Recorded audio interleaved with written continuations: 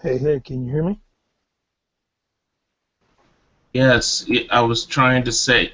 I thought you got me when I was saying I need to make the video first before you went live. Well, here, I have no control over that, man, because I had no choice. I was either started now or started 20 minutes from now. So we're live, man. Here, this is a learning process for both of us, man. There's nothing wrong with learning from our mistakes. I kill my camera. I'm going to kill my mic. Go ahead and do whatever you need to do separately, and I'll be here. And we're live. If somebody comes in, I'll talk to them. All right, I'll be right back.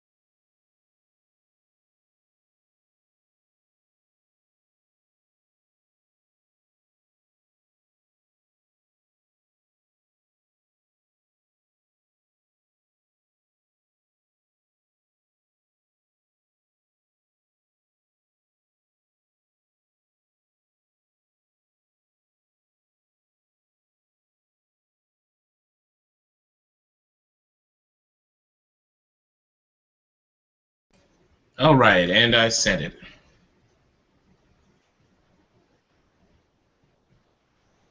You there, TC? Cool. Yeah, Oh, yeah, cool. No problem, man. I'm here. all right. Yeah. Next time I'll know to go ahead and have the thing prepared beforehand. All I'll need to do is just upload it to YouTube with the link, and then it will be all set.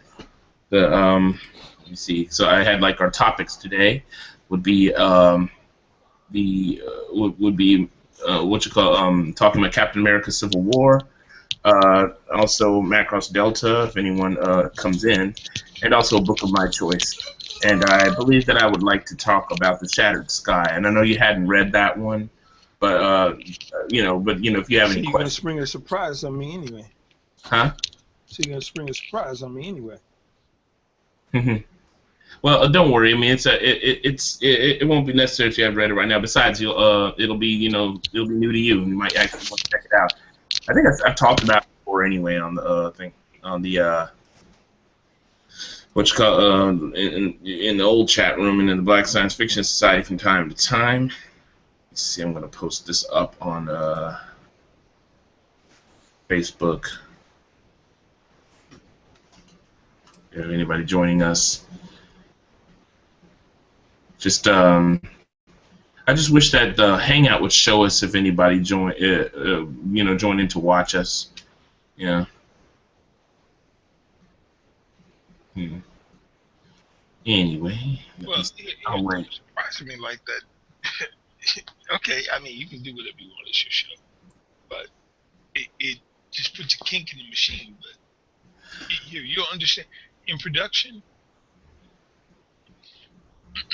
when you surprise when you ambush, or it's called ambushing your co-host with information that you have and he does not, or she does not. You leave them at a slight disadvantage, and it will make the conversation fraught with misunderstanding or lack of spontaneity, which is okay. You know, Well, I that's don't. why they take out the maracas. Okay, well, I won't. If you don't want me talking about that, I won't. Did you not hear me just say it's your show? You can do what you want to do. I'm just gonna tell you what you're gonna get. I just didn't want to make you uncomfortable. That's all. Uncomfortable. Hell, watch this. We're getting ready to talk about a movie that you're getting ready to add spoilers to for people who have not seen it within the first 7 days. I don't care. It'll be funny. You know, it's like at some point I expected Peter Parker and Chekhov to become the same person. You didn't even get that joke, do you? No, sorry. Have you seen it yet? Well, yeah, I've seen it. Okay. The actor that plays Chekhov? Yeah, Walter Keating. Oh, wrong. Chekhov. New kid. I'm calling it new kid. Anton Yelchin. Okay. See, you do know. But specifically, the new gentleman, his name is, say it again, Anton Yelchin. Okay. His Chekhov and the new guy's Peter Parker sounds very similar.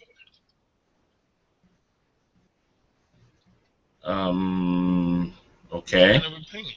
Yeah, I'm looking at it from sitting in the director's chair kind of perspective.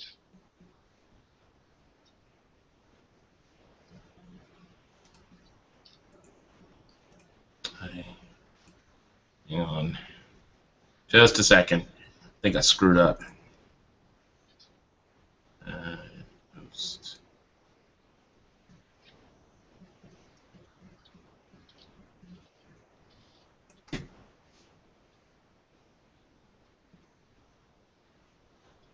Whoops. What do you mean screwed up?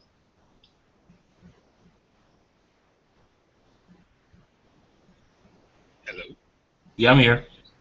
I You screwed up, McFly. No, hang on just a second. What I did is I put in a link to the chat rather than to the YouTube page. Well, it's either way. People can come to the chat. You have 10 slots to fill. If they come to the YouTube page, you have up to 750 slots to fill. Right, and usually I wouldn't want someone coming in the chat unless it's by invite only. So let me go ahead and delete this. Kind of play with it, see what happens. Here, this is new, man. This is all about the learning curve at this point. Here, your first couple of sessions, man, are going to be all about the learning curve. Here, we haven't even gotten into the editing conversation yet. All right, that's much better. Well, I'd just rather not have that kind of thing drop on us. What I'm trying to go by, so I know some friends who do this on regular, and so what they do is they don't have anyone joining on the show unless it's by invite. But you can talk all you want in the chat room, in the chat area. Well, here, watch this. I have a beautiful thing called control, where I can kick you out. That's what the control room is for. It is designed to allow you to have total control over your production. Because essentially, this is a television production opportunity, and there are ways to work around it.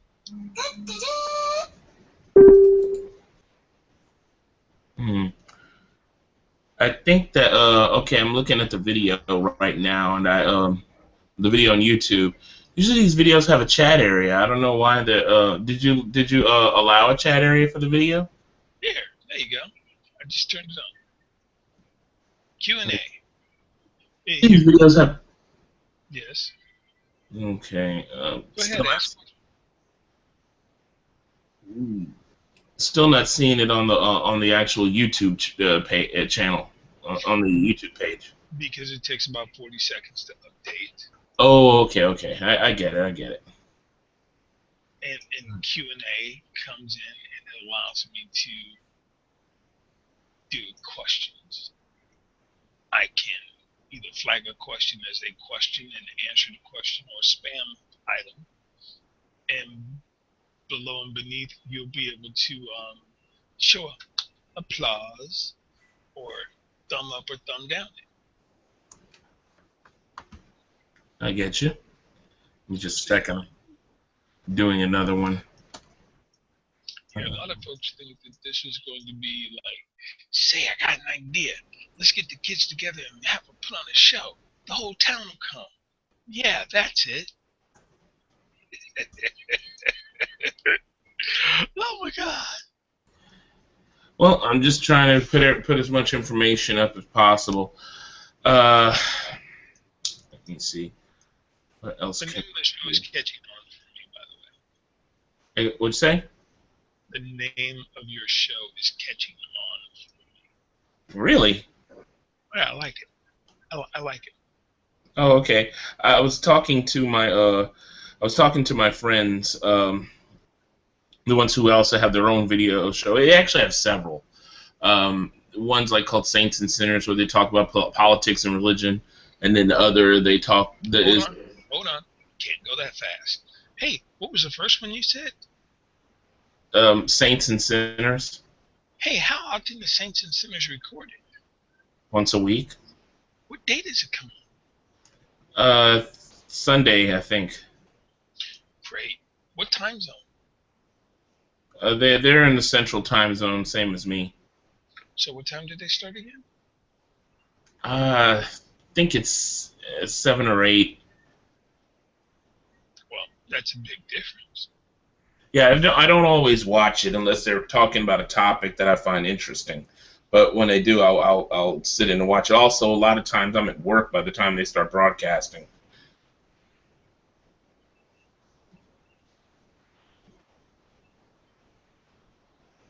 Well, when you talk about someone else's show, that's a commercial. And when you do a commercial, 7 or 8, it generally doesn't work. Well, later on, you can find them. If you go to this website, you can find them.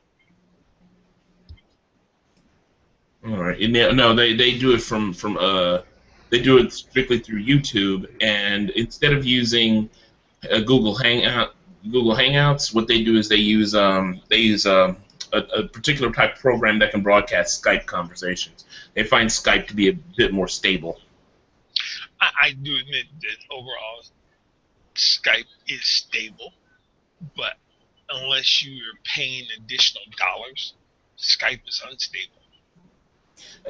What they've done, Skype has changed its format for like having a big forum with multiple users. It used to be that you had to pay for that in order to have videos and stuff like that, but not anymore, if memory serves. See, I remember when it used to be free and it didn't have Microsoft commercials running up underneath it all the time. So that's when I switched to Google Hangouts. And by the way, did you see the little? Well, I'm gonna have to screen cap your eye icon and add it to my face when I do the poster again.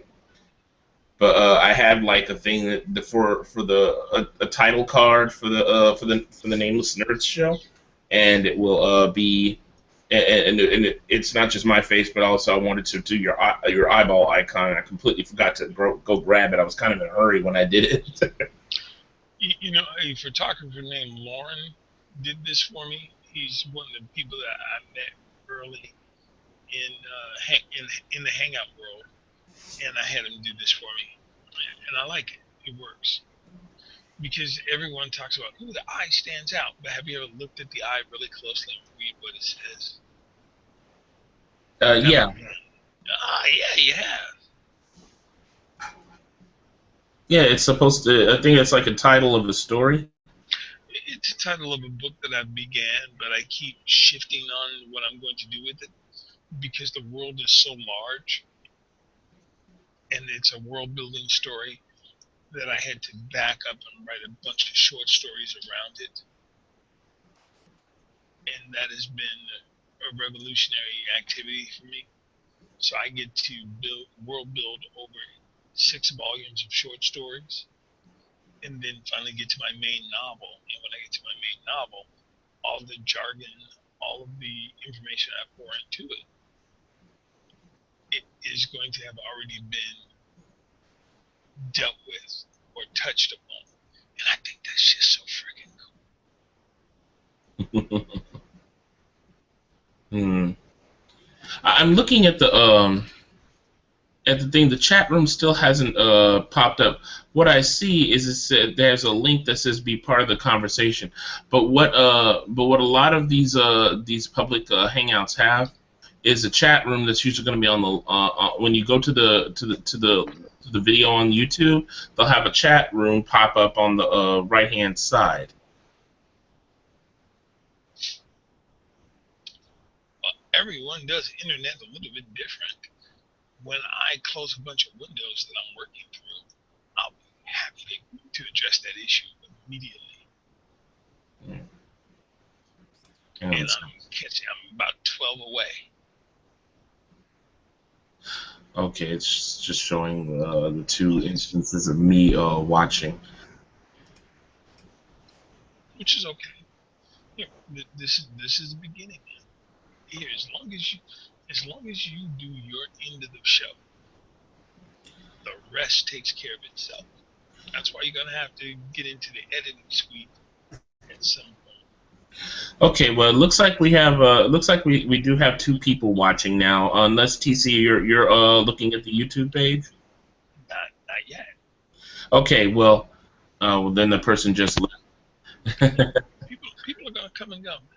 Here, you got to realize if there's no smash bang wow or whiz bang wow going on, no one's really going to sit around. And you also have to keep in mind that you're speaking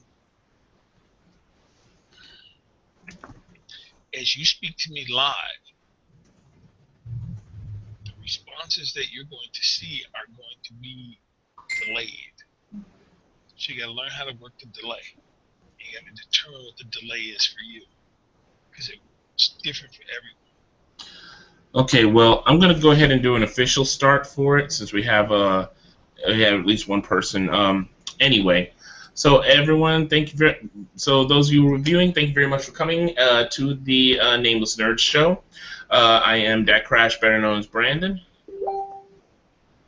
and this is Thinking Caveman, and so we'll be your host for the day. Today we are going to be discussing, first of all things, a movie that, of course, has just recently come out in theaters that I'm sure many of you have seen, and those of you who have not seen it, what I would like to do is start off talking in a spoiler-free fashion, and then we'll stop and say, okay, here's the spoiler, so if you want to go, you can go. And we'll talk about spoilers for maybe 20, 30 minutes, and then we'll go to the next subject. You can So, talk about spoilers for a half hour. well, if it may be a bit longer, but for those of you who are watching this, I'm pretty sure that you want to know about the movie, spoilers and all. But we do have more things we'd like to talk about as well. So anyway, we'll go ahead and get started with Captain America: Civil War. So, and for those of you who've seen me on the Untitled show about nerdy stuff, and please excuse that is my phone. I'm going to go ahead and put it on silent. For those of you who saw me, my friends James and Michael on the Untitled show about nerdy stuff earlier this week, excuse me, last week, sorry, you know about how I felt about the movie, and I'll say it again for those of you who did not see me. I absolutely loved it. I mean, I gave it a solid 9 out of 10, would watch again. It easily took the place of my favorite Marvel Comics universe movie, which at the time was the first Avengers movie. This blew away my expectations. What about you, TC? Well, I thought it was a decent movie. I like the way that it was. Well, I'm from the more technical side of the film. Instead of just, ooh, look, smash, boom, bang. Also, if I was listening to you on the internet talking about the spoilers to the movie, I would reach through the internet and choke you. Well, I know some people don't particularly like spoilers, but I know that when I know some people who are gonna go and watch a discussion about a movie, they'll usually expect some spoilers. Very few people, especially a week after the movies come out, like to keep it spoiler free. And so, with me and my other friends, we talked about it, and it's really, I mean, yeah, you could keep the whole discussion spoiler free, but you end up getting extremely vague in a lot of places where you'd love to elaborate a bit more. And that's kind of how, for fans like Game of Thrones, for instance, you want to talk about Game of Thrones, especially if you've just seen the most recent episode, with people who've seen it. And it's going to be spoiler heavy because you can't really talk about an episode of Game of Thrones without getting spoilery. So in this case, for the Captain America Civil War, I like to at least indulge the people in the beginning who did not see the movie all the way through, and then go further and then talk to the people who have seen the movie and get a little bit more in depth. So I will also admit this: if you've seen 1 2-minute trailer, there are no real spoilers for you. well, I don't know about that. I mean, if you're a fan Okay, of comics, you know blunt. what's generally going to happen. Let's just be blunt and upfront about it. Spider-Man's in the movie. Black Panther's in the movie. Thor's not in the movie. Okay. If you've watched any 2-minute preview, you know those facts. Agree or disagree? Well, I agree with that, but that's not really a spoiler. I mean, that was intended to let the audience know that Spider-Man was going to be in it and Black Panther was going to be in it. So, and for people like me who tend to keep up with movie news, that's not anything new. It was just our first opportunity to see Spider-Man. And that's also what I'm indicating as well. But you have to realize, for me, I've known about this is a little fork in the road for you and an aside. I've known about World of Warcraft since 1996, being written as a film. Okay, I know that it's taken a decade to make it arrive on the screen. I know the special effects that were employed in this are now currently being used in other films that you will see this summer. But Warcraft has been in the can since roughly, it wrapped filming in February or March of last year. It's been in the can since roughly May, if not longer. And so there's a bit of mystique to it that you don't know, and there are answers to Warcraft that I have that if I talk to you about them, you're gonna go, "Damn, why'd you say that?" And it's about the elements of filming the movie, not about the movie itself.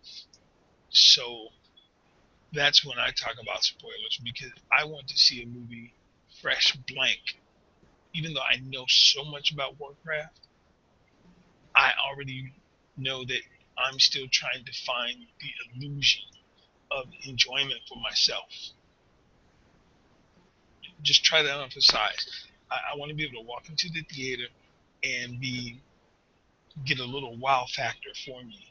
But when you know how a movie is made, you know what went through to get it to the screen, you know why the actors who are in it, and you understand why it's presented the way that it's presented, there's not a lot of wow factor for you. So that's why I shy away from previews. I shy away from conversations about it. It's kind of like when you see something on Entertainment Tonight or even sometimes TMZ that's fresh and new and hot about this movie that's coming out. It was filmed a year and a half ago. Okay. Well, okay. I mean, I respect your opinion on that. No, If for me, for myself, it's completely different. As long as you're not spoiling the entire movie altogether, then I'll watch a trailer, and and also my level of desire for spoilers is kind of based on a give a crap formula. If I'm really, really, really wanting to see this movie and extremely excited for it, I'll try to stay away from anything outside of the trailers. Whereas if I'm just, okay, this looks pretty cool, I'll still go look up as much information as possible for it. Only one time I remember someone gave spoilers, and it really was something I stumbled upon, and it really angered me. Was when I was in a thread on, like, back when G4 TV was still around, and this was when Tron Legacy was about to come out, and some moron posted the basic plot, what happens at the end to Tron, and basically said thank you, and he walks off. He said, like, what was it? Rensler's Tron, Flynn dies trying to reintegrate Clue, and I was just like, oh, this better not be true, and sure enough, went to go see the movie, and that's exactly what happened. Oh, pissed me off. But well, also, I'm just giving from my perspective how I approach film. I'm not saying that all spoilers are bad and all previews are bad. It's like I said in the theater, and I literally have watched all of X-Men Apocalypse to the point where the only reason that I'm going to the movie theater to watch it is to get the finer points of it. And that's absolutely it. It's like I'm going to find out why does Xavier shave his head. Okay, think about it. Think about it. That's the big hype for me to go see this movie.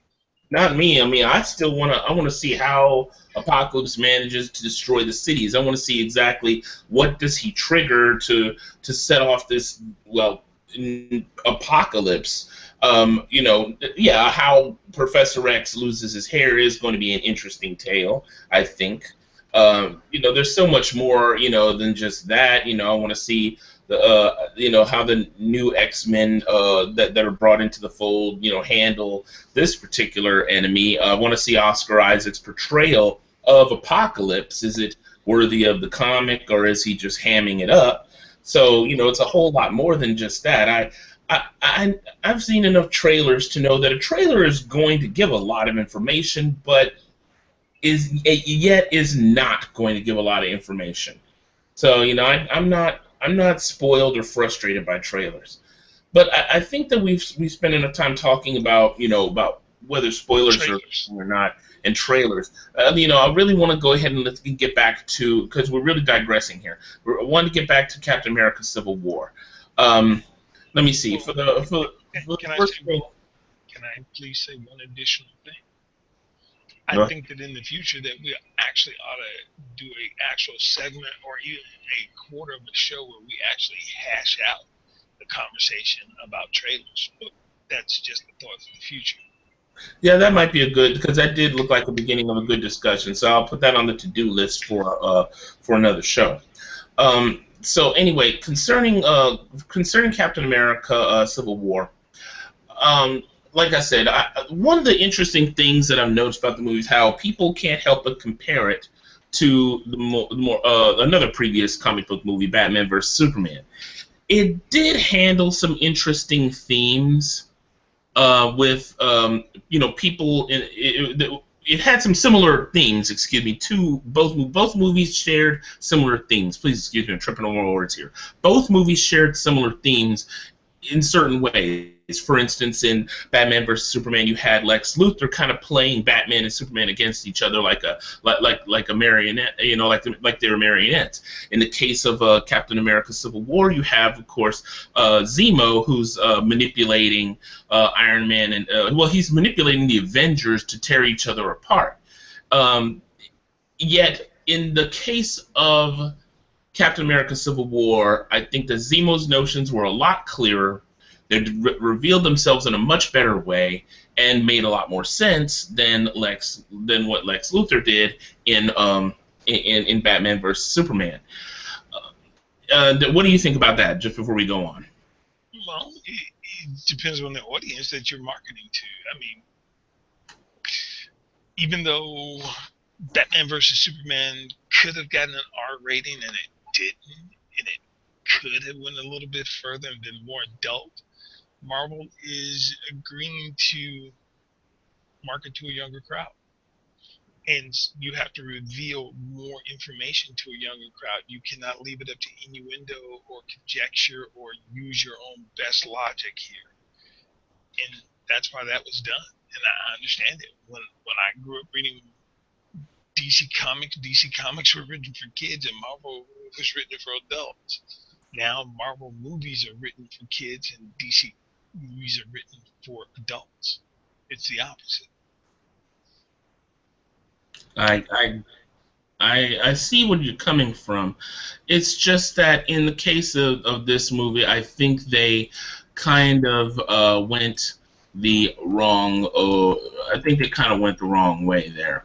I think they kind of the way that it was done in Batman vs Superman was just choppy and just kind of poor storytelling techniques. Whereas it was the script in the case of Civil War was worked out a lot better. Things were presented in a much more coherent manner, and like I said, the motives of the villain were much more interesting. Were much more interesting and much more. It made much more sense. You Now, do you do realize that both movies are rated PG-13. I'm sorry. You do realize that both movies are rated PG-13. Yes, but that has nothing to do with what I was saying. It has craptastic. Someone's turned on a blower outside my house. Yes, it does have a lot to do with both sides of that. In order to get the rating, they had to make concessions in Batman Superman and agree to a certain level of storytelling. Other folks that I've spoken to about Batman Superman, they're trying to explain to me there's a convergence of too many issues and too many concepts and ideas coming together all at once inside of one story, and it shouldn't be like that. Well, I'm sorry, it is.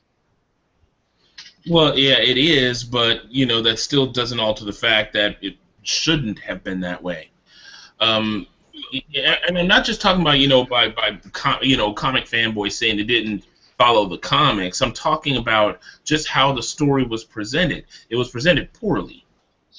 Huh, okay. Well, we do agree that Civil War was presented to evoke feelings of patriotism, loyalty, friendship to, it doesn't matter if it's wrong, I'm going to do the right thing. It did lean to that side of the equation. Whereas Batman vs Superman went, hey, here's the problem, I'm going to deal with it my way. Yeah, kind of. I think in the case of Batman and Superman, theirs were just the same thing with actually the same thing with Civil War, differing of ideals. The difference of Batman and Superman was that both sides really weren't working together. They were doing their own thing and saw each other as either too liberal or too conservative. So yeah, it is sort of a pastiche of the political climate of now of the day. But in the case of Civil War, these were people who actually were working together at one point in time and had a divergence of ideas after the government stepped in and said, you guys need some oversight. On the one hand, but Captain America, Civil War handled it better than Batman and Superman because it helped the audience to kind of think about it. It was much more thoughtful. It was handled much more thoughtfully. It made you kind of think, okay, which one is the better position? Yes, they do need some oversight. However, the problem with oversight is it's run by people. And what if they tell them to stay when they really do need to go? And what if they tell them to go when they really ought to have stayed? You can't. And this is where the next point I wanted to get across was the movie's handling of Iron Man and Captain America's views on these things were forged in everything that happened to them up to this point. Captain America starts off as a starry-eyed, patriot who's, beating Nazis for the, for America, and then he gets frozen for what, 60 years, and then gets thawed out to a completely changed world and realizes he can't fully trust the government, especially when the very organization he is now a part of has been taken over by the very thing he thought he destroyed in the first, in the first movie. And so he's lost a lot of faith in the American system, though he still is a patriot. But he realizes that he's seen a good thing falling to corruption. And then you go to Iron Man, who, of course, is a victim of a lot of his really bad decisions in life, having a lot of resentment, but realizing that, especially seeing the horrendous destruction his own, weapon systems and everything like that had wrought upon people, and seeing the destruction that, of course, the Avengers have wrought, and he's so haunted by that though he acts in one point like a maverick, he wants to have this system to put a rein on it, to have checks and balances. Not for him, he realizes that he thinks that this is a good price to pay, to make sure that when we're going off to try to save the world, we don't destroy it in the process. Well, okay. I think that the Iron Man character, or specifically the Tony Stark character, even says out loud, I really don't agree with this, but it's the only way that we can survive this, and they're not trying to kill us. It was more of a self-preservation act than a continuity act. And besides, you just talked about him like he was his mom. Well, the movies have done a pretty thorough character analysis of both Tony Stark and I can't remember Captain America's real name right off the top of my Steve Rogers, and so you kind of, you're supposed to get it in their heads. The movie wants you to do that throughout everything that they do. Well, for me, that makes the movie preachy. Did you feel that it was preachy? A little. It talked a little bit down to the audience. It didn't ask the audience to come up to my ideals. It spoke to the lowest common denominator. I can't really agree on that. A lot of people do kind of put this on the MCU. They think the movies are like, I don't know, they think that they feel a little juvenile, maybe not juvenile. It's not the word. More like catering to the lowest common denominator when when the movies are both fun and smart. I mean, you want catering to the lowest common denominator, and I hate saying this because I actually like this guy as a director. Well, I'm one of the oddballs that do. Is that, you know, they're trying to saying that, you know, makes it sound like they're talking about a Michael Bay movie, and No, we weren't there. We weren't there, and I'm not gonna tag up for that one. No, we weren't there. I'm just simply saying that there's some elements, uh, in my opinion, and none other. I felt that the first Avengers movie, as well as the first Iron Man movie, spoke to an adult audience that was out for a good time and really wanted to see a comic book legend come to the screen and really enjoy it. And it fulfilled that on movies on all sides of it, with the exception of the multiple attempts at the Hulk. Specifically talking around the Avengers world, not the entire Marvel universe. I think that, with the exception of the Hulk and the multiple restarts of that, all the other movies kind of missed their target as far as being open and. Oh, I'm running around in circles. Let me say this in real English. Every Marvel movie that you're going to see all the way up until maybe whatever comes out last, Black Panther or the second Galaxy movie, up until you get to that point, every movie will have been made for 50-year-old men. Got to remember, these are people who used to open comic books. They used to cost 10 cents and 12 cents and 15 cents and fantasize about, ooh, what if that was real? And then they begin to fantasize, ooh, what if I could go to the movie theater and see that in their late teens and early 20s?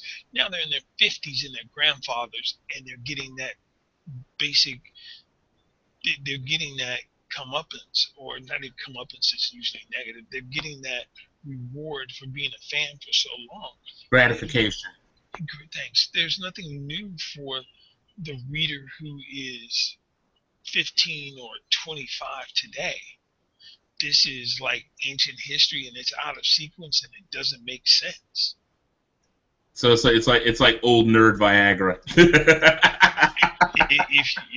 If you want to give it that's exactly what it pretty much feels like. Because now every guy who is sitting around with his mom, who's in her 70s, going, see, Mom, you're through with my Amazing Stories 50, my Amazing Spider-Man number 15, and it's worth money because that's when they introduced the Rhino or whatever. That's what's occurring now, and that's all it is. The same thing as if you look 50 years ago when you were watching the second and third versions of the Count of Monte Cristo, the Three Musketeers. These were books that were read at the beginning of the 20th century by young people who were then in their 50s and 60s. So entertainment is massaging that youthful ego and bringing back that youthful feeling for a group of individuals, and they're people who are looking at it and going, yeah, so. Well, I think I do see your point, because when you really think about it, you know, a lot the people who have the least to complain about, yeah, are going to be the older crowd, whereas you have the younger crowd that tends to be overly analytical about comic books. You know, me, I kind of fall in the middle, because though I used to read a lot of comics when I was younger, I don't read them as much now, and you know, when I went to go see the movies, I've always been the kind of person who enjoys a movie for what it is. This is the reason why I went to go and see Batman vs. Superman. Still found it enjoyable, though deeply, deeply flawed. I didn't hate it. I didn't exactly... Well, I didn't like it, but, you know, I thought it was all right, but it just, like I said, made too many mistakes. But I don't want to go back on that train again. I want to keep moving on, you know, when it comes to Civil War. One of the coolest things that I saw that I liked in Civil War was the introduction of the new characters, especially T'Challa. he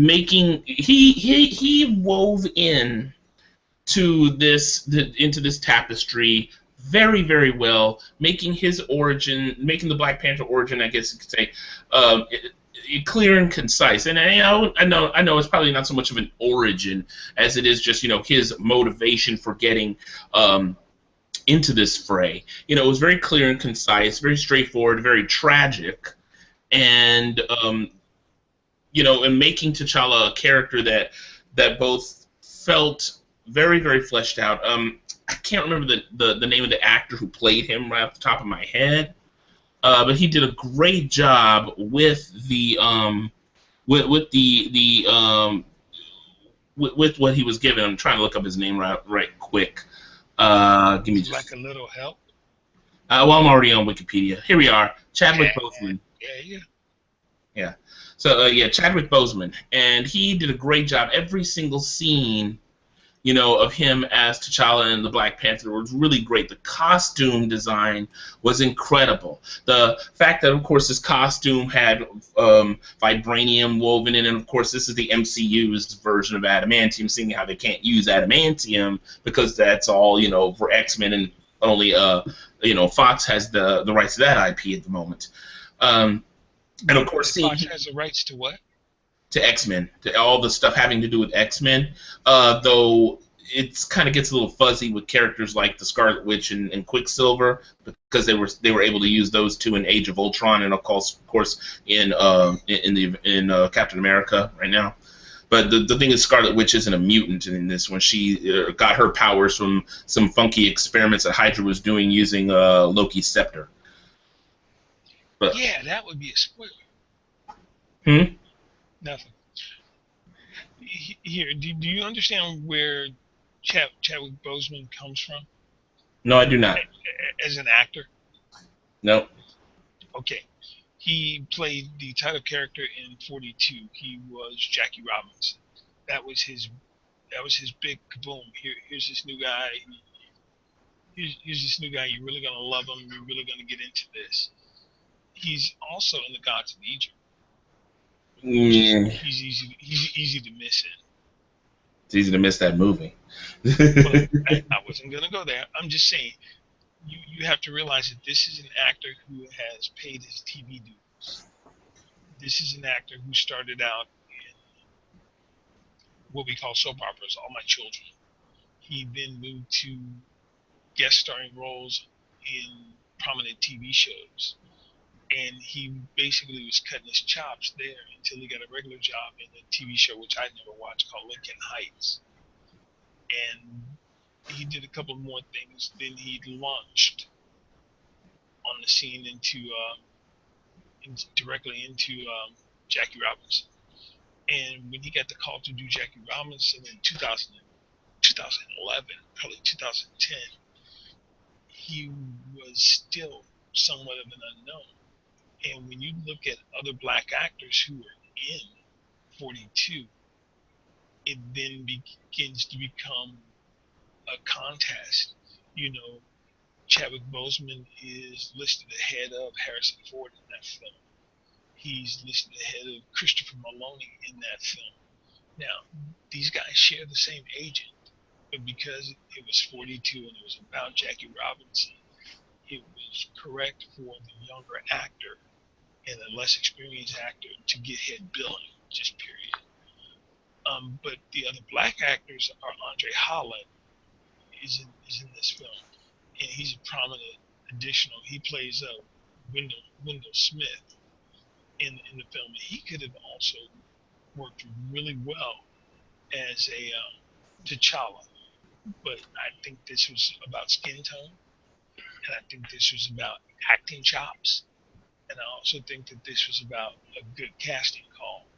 Because when you take a look at Andre Holland, he's also in Selma and a couple of other African American central items. And I think that either one of these guys could have did the job.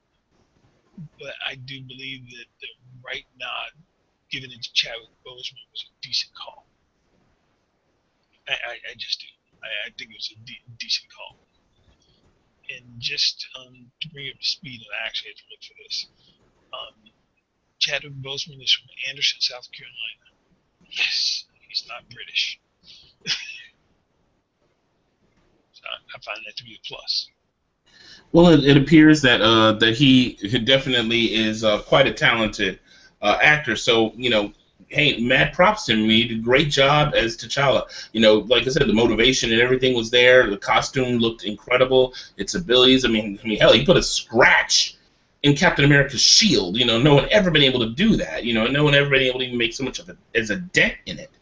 And so somebody who was really comparable, even fighting Bucky, the Winter Soldier. And yeah, he makes his appearance back in here, and for the sake of being spoiler free for the time being, I'm not going to go into a whole lot of detail about him. I will just say the movie does revolve heavily around Bucky and of course Captain America, and him being the fulcrum of the entire Civil War, as it were.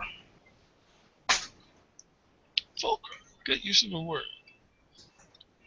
And also, a portion of the movie does not leave you wanting more. I have to say that this is that group's final movie together, correct? No, there's going to be more movies involving the Avengers. The Avengers, I think that the way that Marvel is doing that, um, it's a constantly shifting team, just as it was in the Marvel universe. The Avengers consisted of certain members during one particular time, from one period to another, and then some of the members shifted, moved in and moved out during another period, so on and so forth. The Avengers have never been quite the same at any given time, and that's what you're seeing in the MCU. Now, I think the Avengers are a really heavy part and a very heavy focus part of phase one, of course, phases 1 through 3, because they're leading up to the Infinity War, which you're definitely going to be seeing far more than just the Avengers playing in once they get there. Because I'm hoping that Guardians of the Galaxy digs into that, the second Guardians of the Galaxy movie at least, and of course Doctor Strange. But yeah, so no, this isn't the last hurrah of the Avengers. I don't think this is going to be the last you see of Captain America. I do kind of wonder if this is the last of the Captain America movies, the ones that are just strictly Captain America as a focus character. Because Iron Man had a trilogy, Captain America had a trilogy. So I'm not sure what's going to happen now, but I guess we'll see as things go on. Last time I looked at the timeline, I didn't see like a Captain America 4, but I have to go back and look at the Marvel Cinematic Universe timeline again to be sure about that. Well, no, my actual question was, this group of Avengers and this group of actors specifically, this is their last movie together, correct? No, you still have to do the Infinity War. Let me see what I was going to say. Oh yeah, of course, want to get into Spider-Man. Sony making a deal with Marvel, with the Marvel Studios to work in good old Peter Parker into this, seeing how Sony had kind of failed to make a decent Spider-Man movie since the Sam Raimi ones. And interesting thing I want to tell. I never watched the second iteration of Spider-Man. The Amazing Spider-Man movies. I didn't watch them out of protest because I felt that they should have given Sam Raimi another chance, and I think it really shows because those are the Spider-Man movies. A lot of people didn't like them, even though it had a fairly decent following. I guess maybe they just weren't making as much money as Sony thought they needed to make. I don't really know the whole history behind it because I just saw the movie came out and I'm like meh, and I just kept on. I just changed the channel basically. Now this Spider-Man, however, is really pretty cool, and I like this new Peter Parker almost as much as I liked who played Peter Parker in the Sam Raimi ones? Vegetarian. I'm sorry, that doesn't do anything for me. Tobey Maguire. Okay, Tobey Maguire, thank you. And let me see, this new guy right here, Spider-Man. Tom Holland, excuse me. he carries that level of dorkiness that Tobey Maguire did, though I think he does look a bit more like we expected Peter Parker to look in the Spider-Man movies. Although I don't know about Aunt May, she was just way too well. The only term that comes to mind is MILF. But Do you know who the actress is? No. Really? Okay. She has a unique excuse me, she has a unique credit to her being an actress. She won an Oscar for being in a comedy. Oh, Marissa Tomei? Yeah. And you have to understand, being the lead male or female or supporting actor, lead supporting actor, co-actor in a comedy, you normally don't win a Oscar. In fact, she won it for My Cousin Vinny, which is even funnier when you look at what it is. The stars of the movie are Ralph Macchio, Joe Pesci, and Marissa Tomei. Oh, good lord. Yeah, I'm looking at her filmography. I'm sorry, I'm looking at all these. None of these movies I have seen. But here, but just focusing on My Cousin Vinny and understand that it was a straight up comedy. I mean, Bill Murray could have been in it. Chevy Chase could have been Vinny. It was just that comical of a movie, and she won an Oscar for this movie, and I still can't remember who else she was up against, but Will Smith didn't win an Oscar for Ali, but she won an Oscar for My Cousin Vinny, and I don't think that it's her fault, because when you're a young actress and you win an Oscar right away, it's usually really hard to make a career, because either everybody's mad at you because you won an Oscar, or everyone's afraid to touch you because you're expecting to win another one. So it's a blessing and a pain at the same time. But I think that she's a good, smart, classic actress, and I think that she offers a lot. In fact, she's in a movie with Harrison Ford where she turns in a damn good performance, and she plays a barista who's really a sub character in the story, but her character shines. And you got to remember this. I cannot remember the name of the movie. No, it's Mel Gibson is who the movie's with. Well, but like I was just saying is that I mean I get that she's a good actress. I'm not trying to say that she was a bad actress. I always view Aunt May as an elderly woman, and she just didn't look like Aunt May. But that's just a nitpick I have. Well, I was getting ready to come to that because I'm trying to figure out who in her agent's office said, "Hey, Aunt May from Spider-Man, the gray-haired old lady, let's milf her up a little bit. Let's get somebody who's old but looks good." What a combination of insults. Hey, that is a combination of insults right there. Because I think Marissa Tomei might be like 47, 48. She's 51. Okay, she's 51, a little bit older than I thought she was. But she still models fairly youthful. Yeah, she looks a lot younger than she really is. I was looking for pictures of her. And is modeling a little more youthful than she is, and saying, "Yeah, I want you to be this 70-year-old lady's character."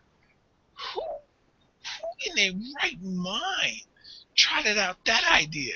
You should be shot.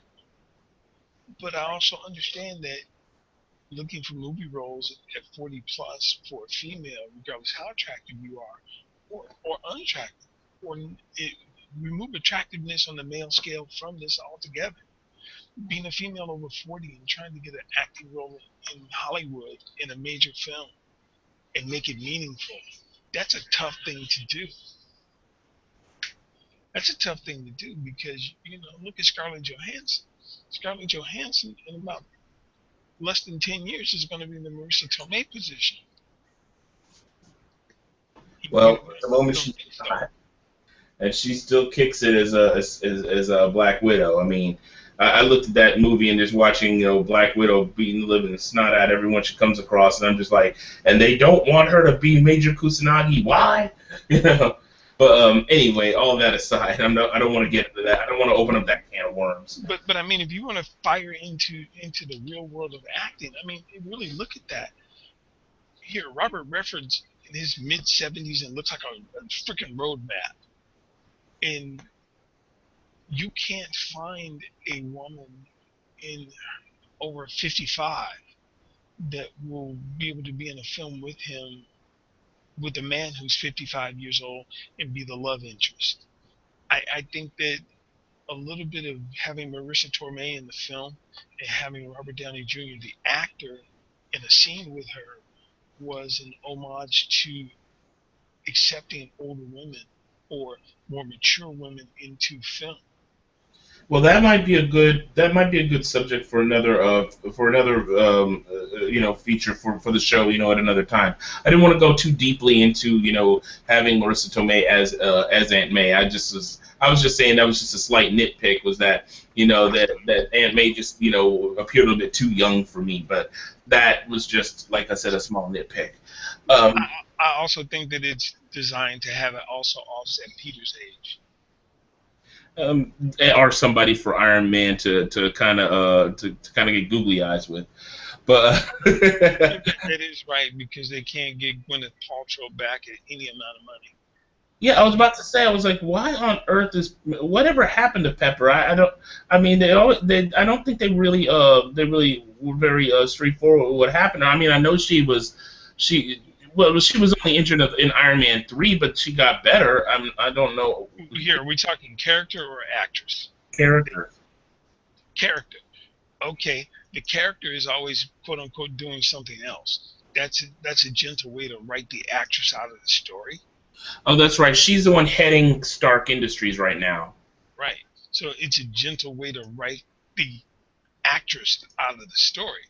But the character is still a fluid part, and the reason that she's not by Tony's side is because she's busy. We're on a break right now. Things aren't going so well. Oh, are you making a kid? No, I'm sorry that didn't happen for you. And it moves on. And Now, so about Gwyneth Paltrow, you were saying they can't get her back for any amount of money. What happened there? Because I think that was something I never really looked up. I think that I don't know. I don't have any details. I didn't read anything in Variety about it. I think that probably as an actress, she feels that the Pepper Potts character has arced for her, and she's like on to the next adventure. Okay, well, at least that's understandable. All right, I was just curious. So anyway, I wanted to go back to having Spider-Man. I mean, for a lot of people, they absolutely loved the portrayal of Spider-Man. This is Spider-Man that everyone deserves, everyone needs. I liked, Tobey Maguire's Spider-Man. I liked this one too. Don't get me wrong. He was a lot more dynamic, more talkative, and everything like that. So, and of course, Spider-Man in the comics is like that. Very dynamic, very very mobile, and also very talkative. So I can see why people loved him so much. I wasn't trying to diss him. I'm just saying is that I liked Tobey Maguire's Spider-Man really, really well, and this guy really does a great job too. And he was well worth the wait to see. And just like in the comic, though, Iron Man gave Spider-Man a new suit that was more like made of almost liquid metal, whereas in this one he gives him a upgraded suit from the kind of crappy one he was using to fight crime, in New York.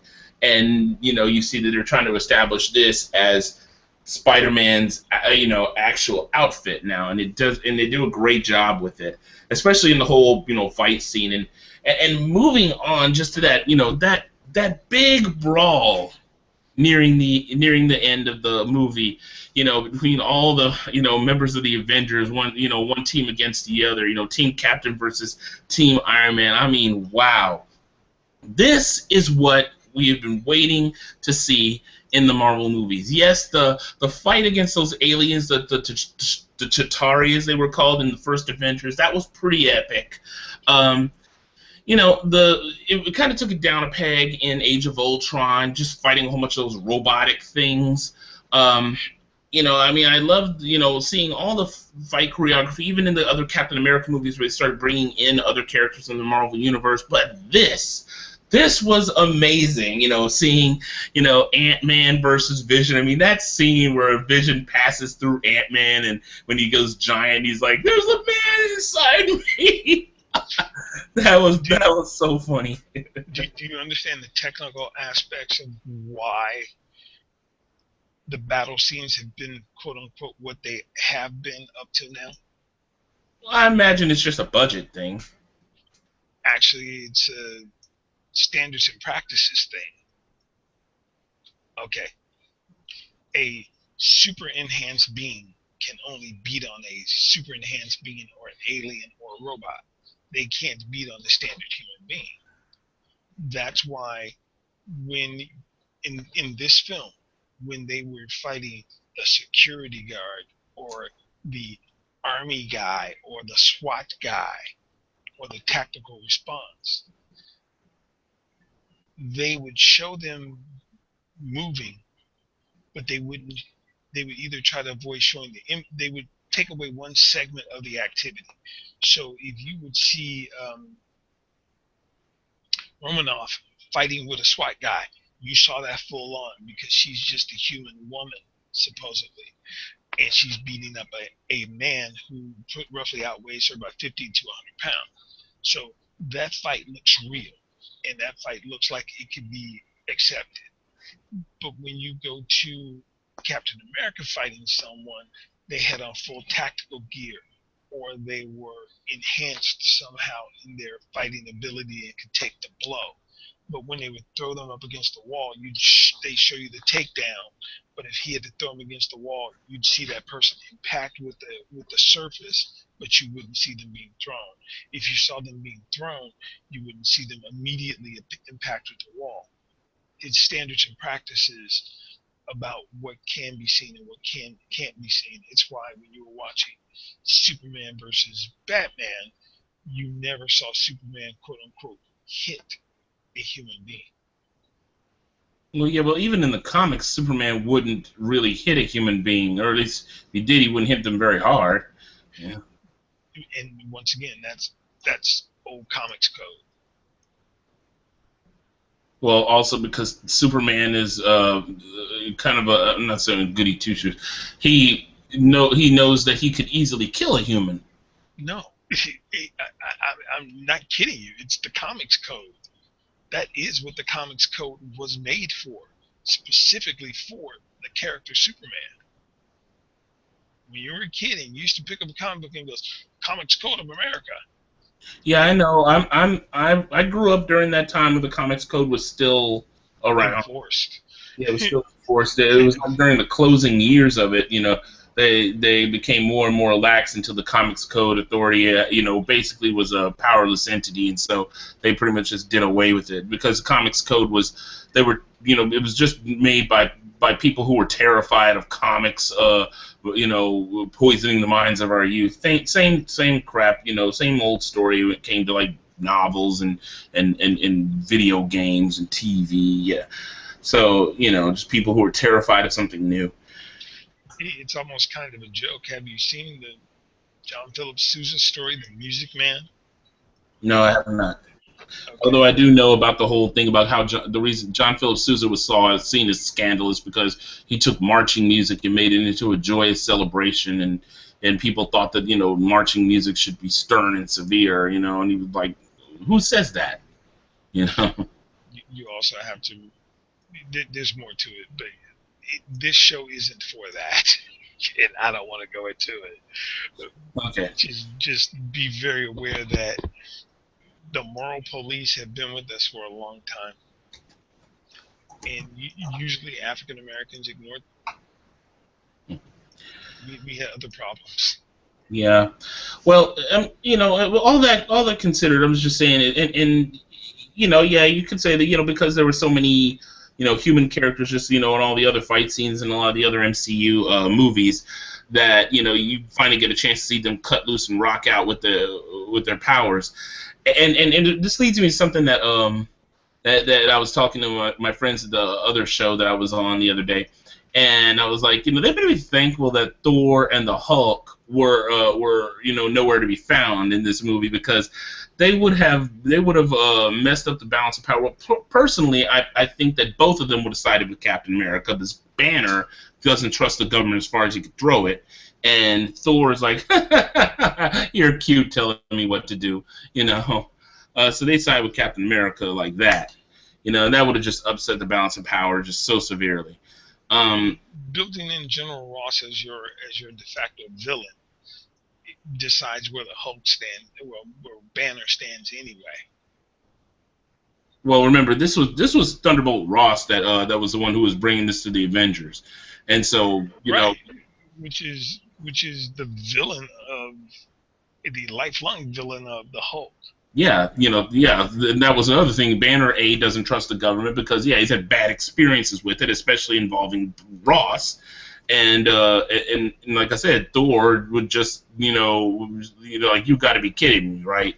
He's too independent minded, and especially have lowly humans telling him telling the God of Thunder to where to go and what to do. So, I was just saying it would just upset the balance of power. So I was glad that, Thor and the Hulk are, well, of course, the next Thor movie, Ragnarok, is going to have them, both in Asgard anyway. So it's going to be kind of interesting with that. So let me see if I'm missing anything about Civil War. I like Ruffalo's character. Me too. I like him. I really was upset that that Edward Norton couldn't play him anymore. But Ruffalo's done a very good job playing Bruce Banner. You have to understand, I like the movie 13 going on 30 because of him. I like it because Mark Ruffalo looks a little bit like Bill Bixby. Ooh, that's good and bad. Hey, I like the old Hulk TV series. But that's good and bad. For one, you just dated yourself. That's number one. And I do not hide my age. I grew up watching that when I was very young. That was one of the first TV shows I remember watching was the Incredible Hulk. So I just really disliked it because I wanted it to be tougher. I wanted it to be grittier. I wanted it to be better. I wanted to be less of a weekly Hobo of the Week show. I wanted it to be something else. Well, they did change a lot from the from the original format, because instead of having the military chasing after Banner, they had just some obsessed news reporter chasing after him, which just did not have the gravitas that having Thunderbolt Ross and the American military looking to find this green rage monster. It did soften up the story, but we're also talking about at a time when we're still trying to preserve that thing that we don't know what it is about you. Well, also because TV shows had a shoestring budget to work with back then, most of them. No, your youth is important to us. We don't want to tarnish you. Life is hard enough. You don't need this in your life. You don't need to know the hard knocks of being hit by gamma radiation and having the military chasing you. That would make you a draft dodger. Oh yeah, that noise. Yeah, a lot of that's the reason why you see a lot of late '70s, early '80s TV shows have a tendency to be very, very cheesy and a little bit more happy-go-lucky than they really should have been. This goes to like what one of the arguments that me and a friend of mine had about like the original Battlestar Galactica versus the newer one, and he couldn't stand the new Battlestar Galactica, and I'm like, dude, the old Battlestar Galactica was so cheesy you could spread it over a cracker, I wouldn't go that far. I would say that it was science. It was the first mainstream. It was the first mainstream post Star Trek sci-fi show that a network could hang its hat on.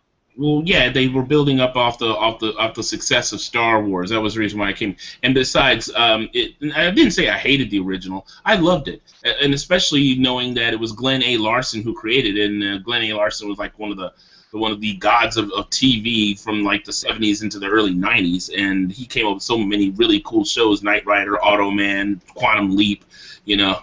But anyway, I was just trying to say is that, you know, going back to what I was just saying is that how TV shows, you know, portray things, just talking about the Hulk and yeah, you know, comparing, you know, that era to, you know, current era, which is not afraid to show things that are dark and gritty.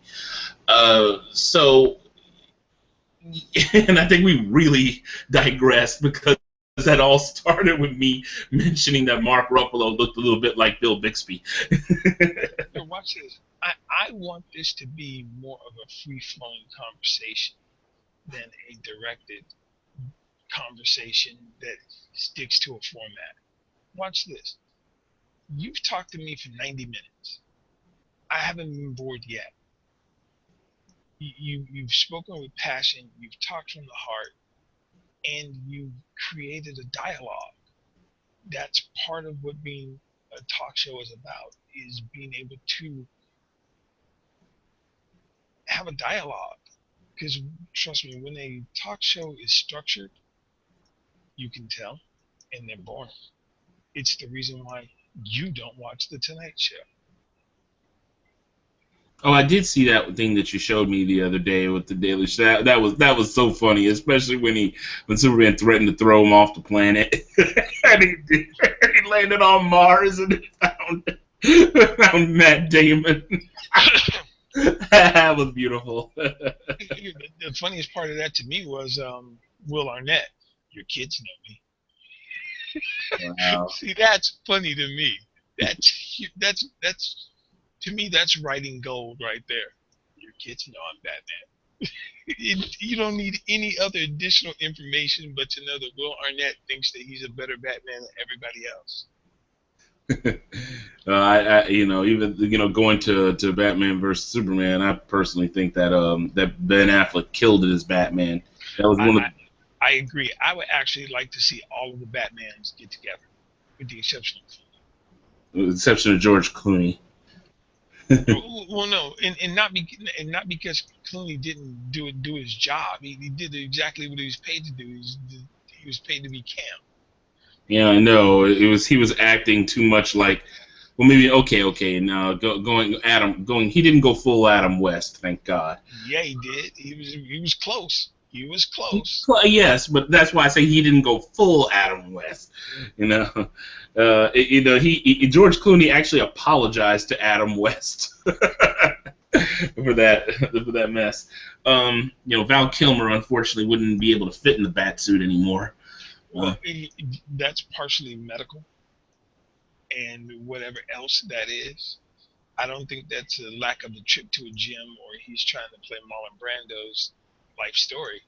I just think that, you know, the situation has befallen him that, you know, he can't control his weight. I mean, there are all sorts of situations which, as you get older, that your genetics catch up with you.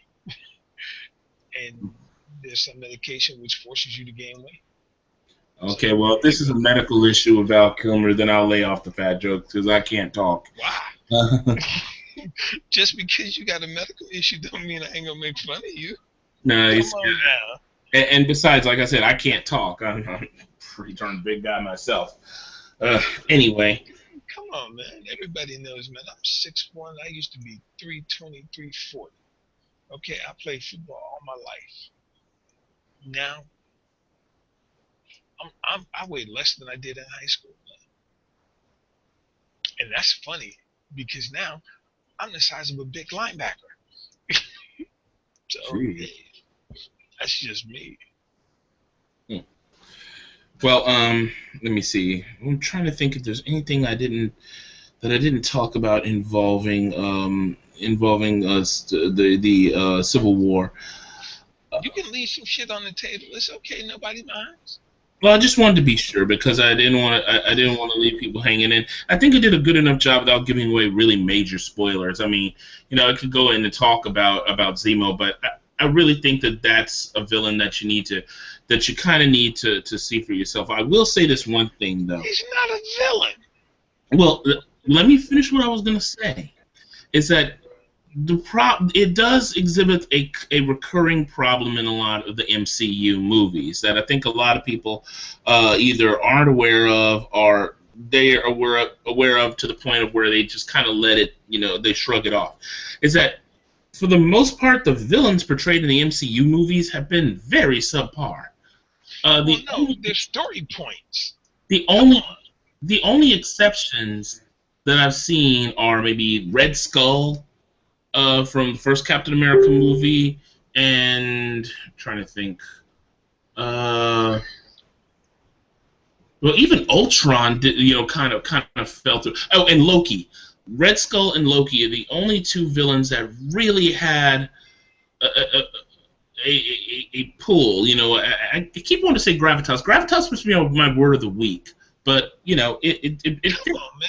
Here, villains in Marvel movies right now are story points. You pretend to be a writer, you know what I mean. Yeah, but the problem, that's what I'm trying to say, is that the villains are relatively weak. They're not terrible. Relatively weak. Come on. You could put a paperboy in any of those roles and get the same performance out of it. Well, I'm I not. want my $2. Oh You could have wow. somebody riding on a bicycle screaming that for 2 hours, going, "I want my $2," and you would still get the same performance out of a Marvel villain. Well, yeah, I was trying to say is that like all the others, um, shoot, dang it, the dude from Guardians of the Galaxy, he was just ham. Zemo just from Captain America: Civil War. When you really saw his motivation, you're like, well, okay, I understand your motivation here, but that's it. That's all you're doing. You're an angry dad with a cell phone. Shut up and go back to a soccer game. You know. Um, wow.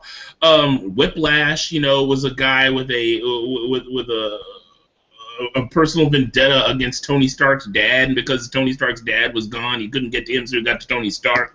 I mean, another guy who wanted revenge. You Uh, have my bird. You have my bird. Give me my bird. Come on, man. um, Pick shoot. one. Jeez.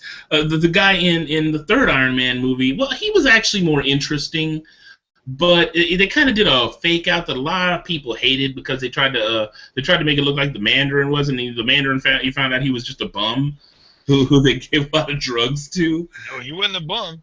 He's a thespian. A former actor, and it's like, oh, they tried. So in turn, they got you off the drugs. No, they told me they could get me more. And what's this face played him? The guy who played Gandhi. Jeez, can't remember his name. Sir Ben Kingsley. And I think Yeah, he did.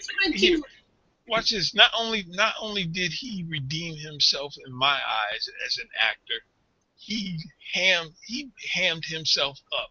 He played Ben Kingsley playing a jerk, which very isn't much. hard to do.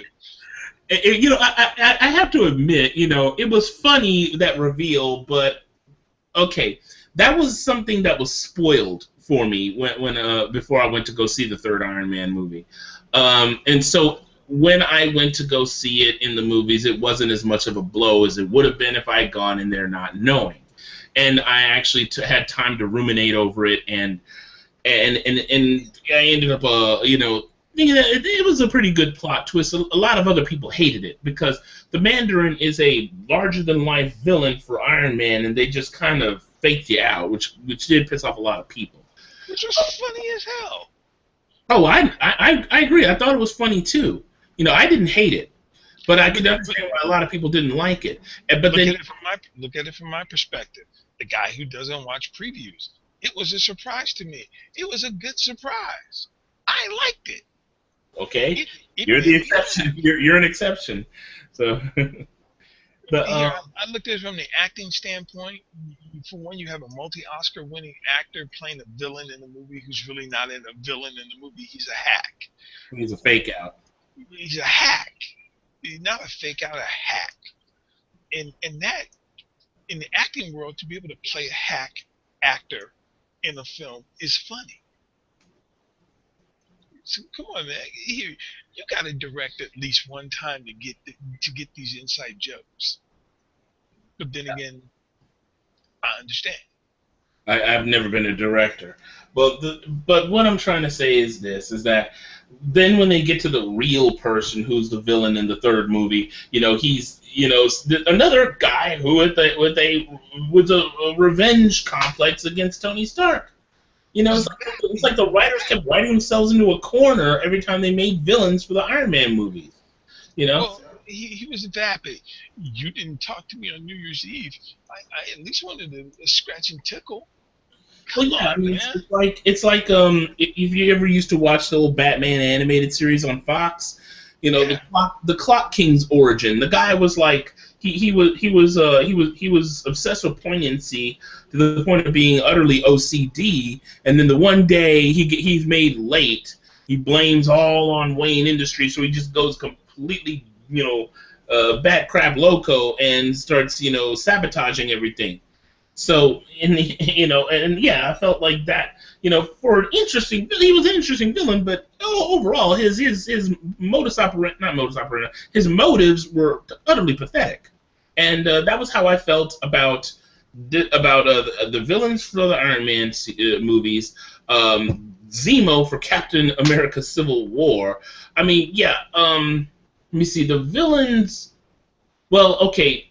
Captain America: The Winter Soldier actually had some interesting villains, and especially with Bucky, you find out he was just mind controlled by Hydra. So that actually was Oh, kind come of on. You found that plot device viable? yes, because that was actually the plot device. I believe, if memory serves, that was the plot device for the actual comic book story Yeah, arc. it was, but it wasn't viable in a comic book. Come on, I that's felt that it was. I felt that it was interesting. I didn't like the fact that they brought Bucky back, but when they actually focused on the torment that Bucky was going through, oh, it come made on, things a that's lot weak. better. Come on, that was weak, like wet toilet paper, man. Come on. Well, I'm sorry, I beg to There's differ no on that. writing. There's no writing there. But as I was saying, it still was a bit, kind of all over the place. And really, Bucky wasn't the main villain for that one either. Anyway, the main Well, villain for that one was Robert Redford. huh? Hydra, Robert Redford. Right. Remember the guy Well, who told you he Hydra's looked like a a robot? lot of people in there. Yeah, and that was the problem with that was they kind of spread the whole paranoid conspiracy theory so thin that the main guy behind it really didn't really grab you, you know. Well, he wasn't supposed to grab you. That was the whole. That was the whole thing of it. In a deep, real conspiracy, the most unassuming individual is the villain. True, true. Like here, Donald Trump isn't the villain of the Republican Party. White people are. Is there a surprise there for you? Not really. Okay. See, But see how anticlimactic that was for you? It was like, yeah, what's your point? Anticlimactic. well, yeah, and so yeah, you and I are both in agreement that a lot of the most of the villains in the MCU have been, have been somewhat of a letdown. The exception of maybe two, Red Skull and Loki. You know. Well, also here, General Ross is a man of principle, and he is a animal of a creature of habit and a creature of training, and so therefore he's never going to let you down. He's never going to leave you wondering what he's going to do. He's Careful, you almost began a Rickroll there. well, he's just never. Yeah, well, you're right, I did. But it's true. He's never going to leave you wondering which way he's going to go. He's never going to be soft. He's never going to give in. And it's not about if he agrees or doesn't agree. It's about what is his duty. And believe it or not, I actually know people like that. And so when you start to understand that it doesn't matter what I believe in, it what's my duty. When people start making decisions based upon that, that's when they become not only scary but dangerous. See, I just wanna meet a character one day whose duty is to please that booty. Okay. I inserted the shaft joke. That's all. That's all you hear from me. You mean a Samuel L. Jackson joke? No, I'm talking Richard Roundtree. Man, what Richard Roundtree? I guess I got to go back and look at Shaft again. Yeah. Anyway, the all that aside, yeah. Like I said, just going back to the basic thing, Marvel's villains thus far have been crap. The elf guy from Loki, Thor: The Dark World. I mean, that was Christopher Eccleston. You would think that he would be better at that, but then again, they didn't really give him much to work with. Hey, he was also the villain in G.I. Joe, man. Come on. Yeah, but he was better as Destro than he was as that elf guy. The character was written thinly. The character was actually written thinly. His motivation wasn't there. The reason for him to be on this death stroll really didn't make sense. And why would you hang out in space all of this time and not go somewhere in the Marvel universe and, find a girl, settle down, then blow your planet up, and then come kill somebody, It was just like, no, we're going to hang out here, me and my buddies. Oh, you talking about the elf guy, Malekith? Yeah, he couldn't. They were trapped in that subspace dimension thing. Yeah, but they were able to get out at the right time. Yeah, just in time to visit you. Well, yeah, it was some sort of alignment thing that opened up that rift memory so they could get out. Once again, here in comic books, this makes sense, and it's immediate storytelling and a serialized storytelling, and the sense of urgency, the plot devices work. When you move those plot devices to mature, serious storytelling, they fall apart, and no one is looking to recreate the wheel here or make up for the mistakes. And I don't blame Marvel here. I blame the public for being so anxious to share in being able to see these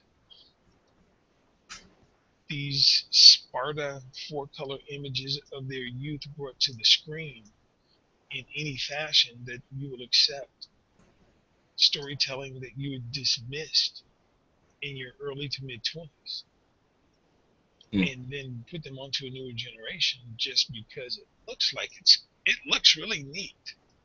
Think about it. If you haven't seen Star Wars Episode 7 yet, I'm sorry. There's something I have to tell you. Well, in Star Wars Episode 7, go back and watch Star Wars. I don't know, Episode 4. Is it 3 or 4? 4 is the New Hope. With Obi-Wan Kenobi. Yes. Go back and watch that. It's the same story. Yeah, but that was done intentionally because they wanted to bring in a new generation who would understand the pull that understand the sense of wonder that the original Star Wars ignited. All right, I'm gonna say something to you in English. Point to me any 4-year-old whose dad is a Star Wars fan that hasn't seen the entire trilogy. Yeah, and there's a problem. You're saying whose dad is a Star Wars fan. Not every child has grown up in a household where people are Star Wars fans. Oh, okay, I understand that. You know someone who is. Why would... Let me stop. I have a firm belief in the statement I'm about to make. If you do not like the way that a movie is being made, written, or produced, the time to argue about it is before the casting. If you're arguing about what has occurred in the movie and it has been cast and shot, you're wasting your breath and your time. Well, that's the way I make me shut up. Well, what I'm just hoping is that, moving, I think we said enough about Civil War. Just moving up to, it bears to say, seeing what they've done with Civil War, I can't wait to see what they do with Spider-Man Homecoming, which is going to be the Spider-Man movie that's been wedged into the Marvel Comics universe ever since they've gotten up with that deal with Sony. And also, of course, what's coming up, Doctor Strange and Guardians of the Galaxy 2. I mean, really, I'm really looking forward to Doctor Strange because he's not a Marvel Comics character that I followed heavily. But I remember I used to have an animated movie of Doctor Strange that was probably one of the best animated movies I had ever seen. Have you ever done acid? I refuse to answer that question on the grounds that the evidence may incriminate. No, I haven't. I'll take that as a yes or a no. I'm not just acid. Okay. Doctor Strange, the entire metaphysical story, the entire Marvel metaphysical story, is a beautiful, beautiful, lovely all-day trip. Yeah, I know. I've read and seen enough of Doctor Strange to know that whoever created this guy was tripping balls. Well, you need to understand a little bit more than what you're saying. Think about this. There was a point in time where at Marvel, in the late 60s, do you understand the influences that brought about the Watcher, Galactus, the Fantastic, well, not the Fantastic Four, but the Watcher, Galactus, the Observer, Infinity, all the cosmic beings, basically the Marvel Cosmic Universe. I thought that was just their foray into their own brand of sci-fi. No, this is Steve Ditko and a few guys sitting around the office getting involved in finding themselves with psychedelics. Because you got to understand, the Beatles in 1966 made it popular to be doing these kinds of things.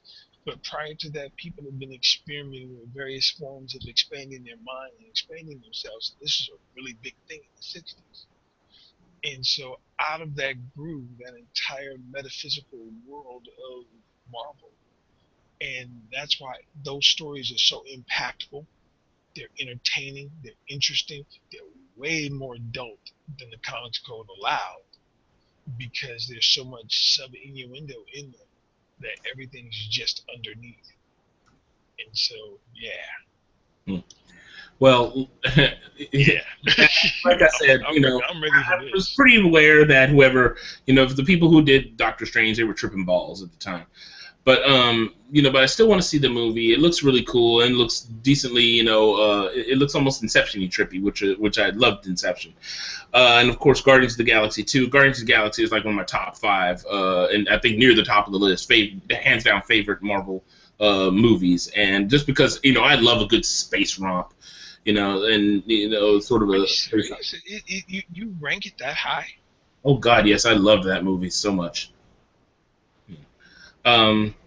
So I loved what was going on. I loved the cast. I loved the soundtrack. I loved everything about the movie except maybe the villain. So I can't wait to see what's going to happen there. And of course, people in Philadelphia like Scrapple. Huh? People in Philadelphia like Scrapple. Okay. It's a local delicacy taste that only if you live there do you understand the allure of it. Well, like down here in Louisiana likes boudin. But anyway, so of course leading in next up is the Infinity War that's coming up very, very soon. Not this coming year, but the year after. And of course, they got the Black Panther movie coming up soon, and that I can't wait for, especially how the movie ended, the Civil War ended.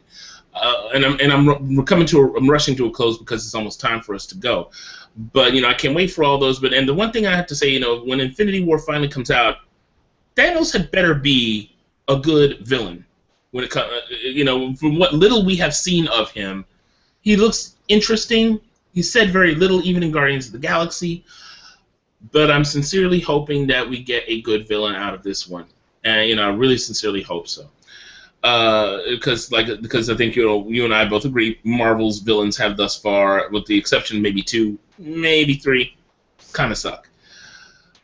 So everybody, that is I'm gonna bring it to a close. I had wanted to talk about much more, but of course, talking about Civil War does kind of bring out, branching conversation, especially about the Marvel Universe, because it's gotten so big after all the years, ever since the first Iron Man movie. Um, and I still want to go ahead, during the next go round to talk.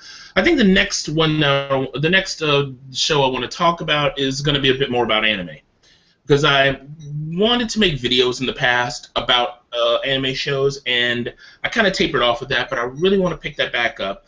I know I have a friend of mine who's been wanting to talk about certain anime. He has expressed an interest in wanting to come. I'll talk with him, and we'll see, where things go. Though I don't know, he has a tendency to like more old school things, and though I do, I also want to talk about more up to date and current anime, but he has not been all that into it. I'll see if we can find some folks. I'll see if we can talk a bit more about that. I do want to get to talking about, especially about Macross Delta, because I've been seriously jonesing on that show, and we'll see where we go from there for the next show. So it's definitely going to be an anime discussion. Yeah, look at people. Ready? We have this thing called editing available to us. You can still cut this to 2 hours and cut out half of what you talked about. Yeah, but I don't want to do it. I don't want to do editing. I want to show what we've been doing. So I wanted to talk about Macross Delta. Well, it's not just going to be about Macross. It's going to be other things as well. So, but there is a lot to say about Macross just as a show in and of itself. But there will be other things too. So this here, not to extend you further, but this is a serious question and no joke and no snark involved. Where does this show air at other than the internet? Just the internet. So Macross Delta is only available on the internet. Oh well, it airs in Japan. Unfortunately, and I was saying the last time, and I don't think this was being recorded, is that Macross has some weird licensing issues, so that unfortunately only a small handful of actual pure Macross shows have ever come across the ocean to the States. Everything else has been everything else that we have with Macross has either never made it to the States or is part of Robotech, which is a totally different thing, which I will discuss next time around. Sure, no problem. All right. So anyway, okay, it is hitting the hour, everybody. Thank you very much for those of you who've been popping in and popping out for checking us out. With this show will be posted on my channel, and come check me out in my Facebook channel, Facebook.com/groups/author Brandon Hill, to check out some updates for a lot of my writing. Please comment, rate, subscribe in my channel. You will be seeing more videos about nerdy things very, very soon, independent of this show. And have a new Facebook page for my webcomic by myself and my friend Terrence Pegasus. That is his pen name, called Wild Space Saga. So it's facebook.com/groups/Wild Space Saga. We'll be sharing concept art. You'll be doing notifications of when new pages are up and other interesting things concerning this really grand sci-fi epic that we have created. Come and check it out. Anything else you got to say there, TC? No, I'm going to be kind and just let you end the show. All right, everyone. Well, thank you very much for checking us out today. We will be back again, same bat time, same bat channel. I will have a video posted up to get you all the link there. And so until next time, this is Dak Crash, better known as Brandon. And as always, stay lucky and stay blessed. Take care. All right, let me stop recording here. Hold on just a second. It's going to take me a little while to hit the little doohickey. See, I got jokes too. I don't think I set it for a...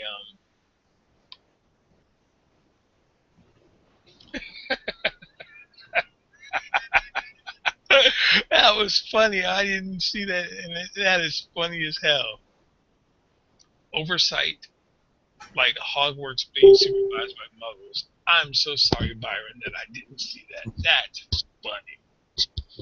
Wow, man. Here, I'm actually going to keep it up just for a few more minutes because there are people still hanging out. That was funny. That's choice. That's choice. I'm sorry, I was so involved talking with you that I was looking at something else and didn't see that. Byron, you're someone I want to get to know. All right, man. People are my friends on Facebook. Cool. Hey, man, bring more of your friends, man. It can only become more fun, and trust me, the conversation is engaging. I'm going to press stop, but I want you to stay in the room.